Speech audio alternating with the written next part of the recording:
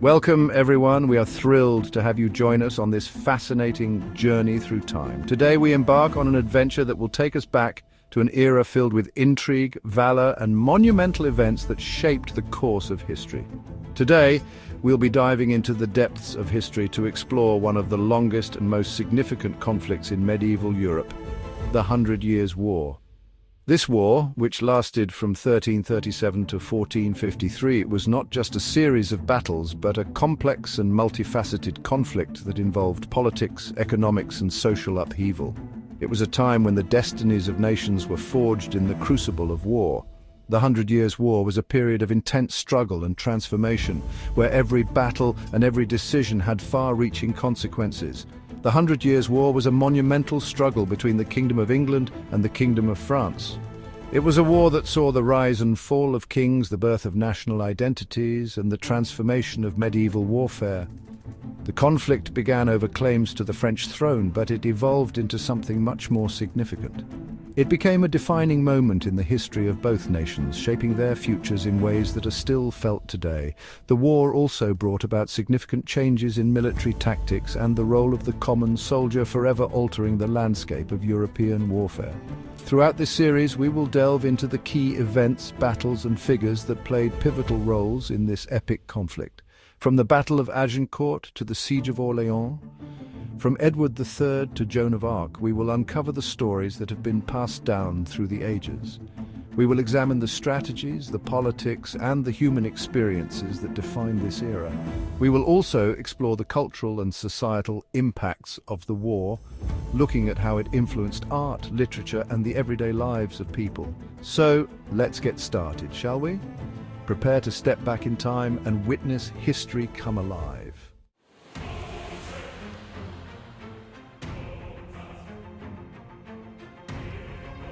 The Hundred Years' War was a series of conflicts waged from 1337 to 1453 by the Kingdom of England against the Kingdom of France.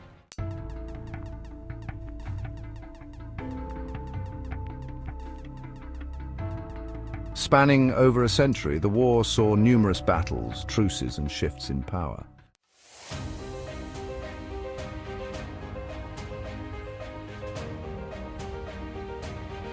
The primary belligerents were the Kingdom of England and the Kingdom of France.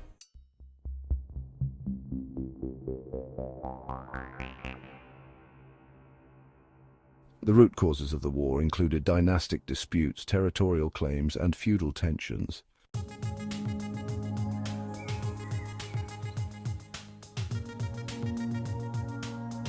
The Capetian dynasty's end led to a succession crisis in France, setting the stage for conflict.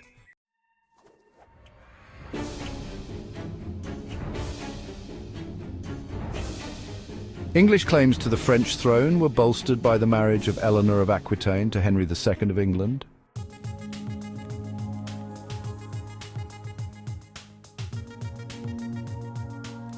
Feudal relationships and territorial holdings, such as Aquitaine, further complicated the situation.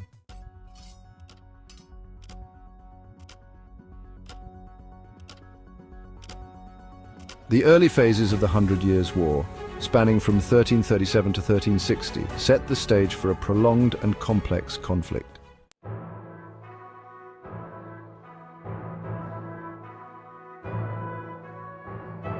In 1337, Edward III of England declared his claim to the French crown, igniting the conflict.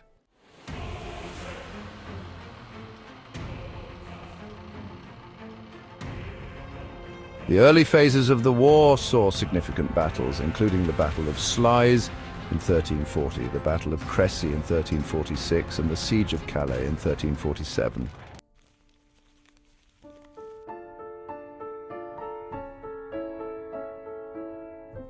The Black Death, which swept through Europe, had a profound impact on the war, decimating populations and armies.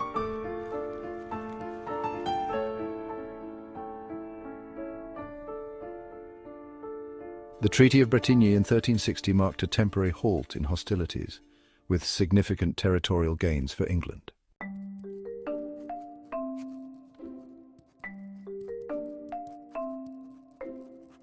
The Treaty of Bretigny in 1360 marked a temporary halt in hostilities, with significant territorial gains for England.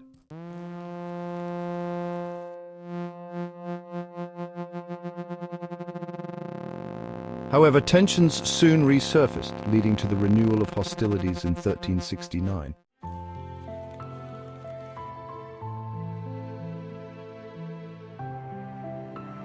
The Caroline phase, spanning from 1369 to 1389, marked a significant period in the Hundred Years' War. This phase was named after Charles V of France, also known as Charles the Wise, who played a crucial role during this time. His leadership and strategic acumen were pivotal in shaping the course of the conflict. This phase saw renewed hostilities between England and France, with numerous battles and skirmishes taking place across the French countryside. The English, led by King Edward III and later his son, the Black Prince, sought to reclaim territories lost in earlier conflicts. Their campaigns were marked by both triumphs and setbacks, as the tides of war shifted frequently. As both nations vied for dominance, the war took on a new intensity. The French, under the leadership of Charles V, implemented a strategy of attrition, avoiding large-scale battles and instead focusing on smaller, more strategic engagements. This approach gradually wore down the English forces, leading to significant territorial gains for France.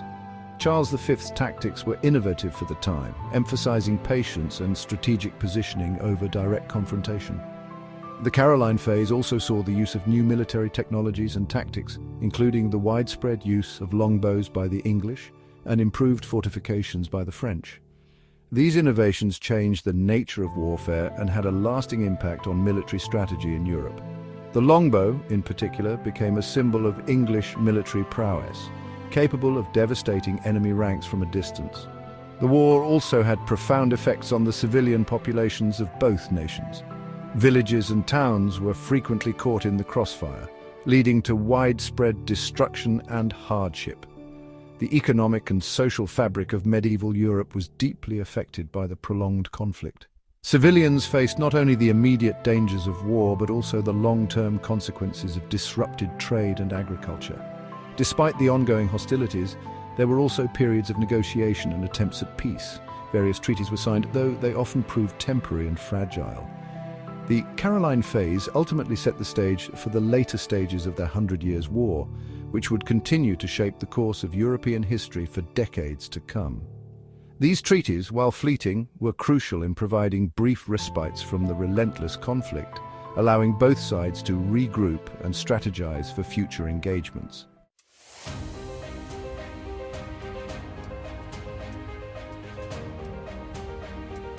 Under Charles V, France saw a resurgence, reclaiming lost territories.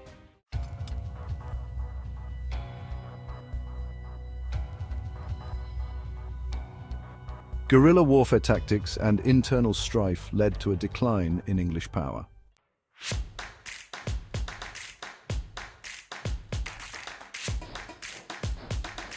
Mercenaries and free companies played a significant role during this phase, often acting independently.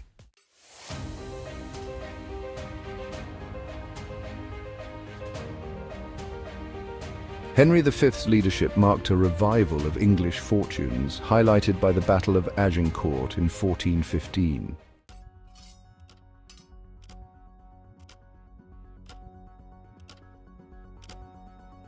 The Battle of Agincourt was a decisive English victory, showcasing the effectiveness of the longbow.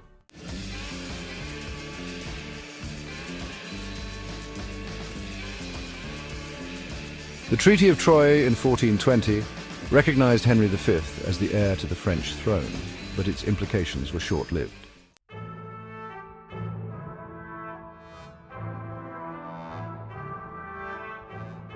Joan of Arc and the Turning Point.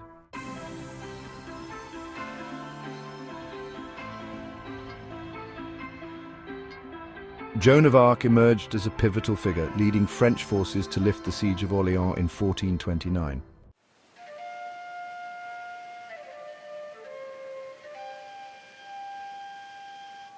Captured and tried for heresy, Joan of Arc was executed in 1431, but her legacy endured.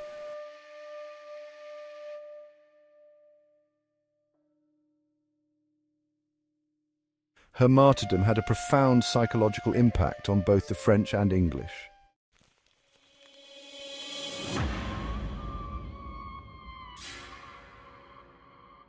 The decline of English power.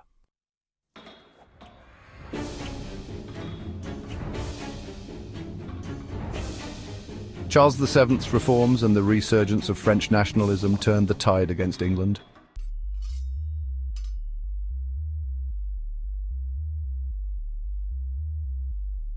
Key battles, such as Castillon and Formigny, further weakened English positions.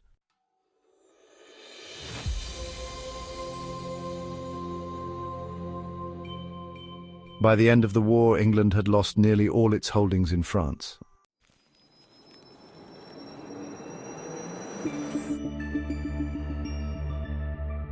The war concluded with the end of English territorial ambitions in France.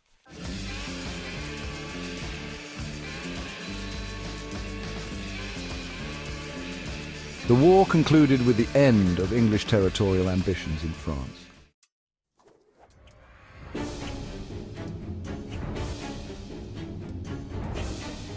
The Hundred Years' War played a crucial role in shaping the modern identities of both France and England.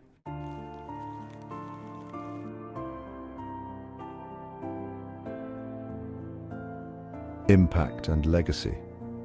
The phrase itself evokes a sense of profound change and lasting influence, a testament to the events that have shaped our world in ways we often take for granted. The Hundred Years' War, lasting over a century, was not just a series of battles and skirmishes, it was a transformative period that reshaped the political and social landscape of medieval Europe. This war, spanning from 1337 to 1453, saw the rise and fall of dynasties, the birth of new political ideologies, and the forging of national identities. This prolonged conflict left an indelible mark on history, altering the course of nations and the lives of countless individuals. The ruins and monuments we see today stand as silent witnesses to the tumultuous events of that era. These structures, though weathered by time, tell stories of bravery, sacrifice, and the relentless human spirit.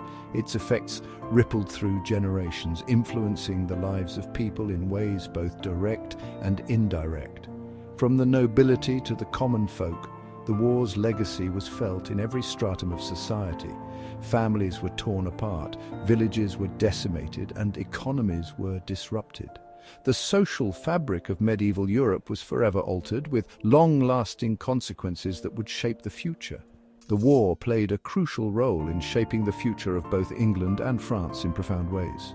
It led to the development of national identities, the centralization of royal power, and significant changes in military tactics and technologies.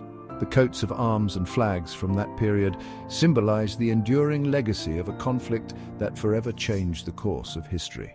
The echoes of this war can still be felt today, reminding us of the resilience and adaptability of human societies in the face of adversity.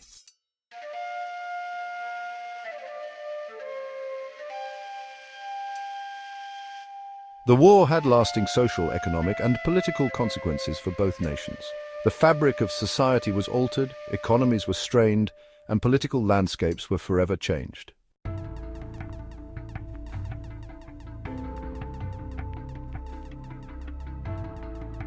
Innovations in warfare, such as the use of the longbow and gunpowder, emerged from the conflict. These advancements redefined military strategies and altered the course of battles for years to come.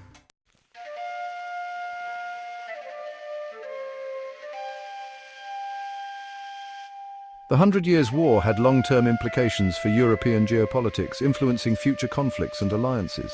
The balance of power shifted, setting the stage for the modern nation-states we recognize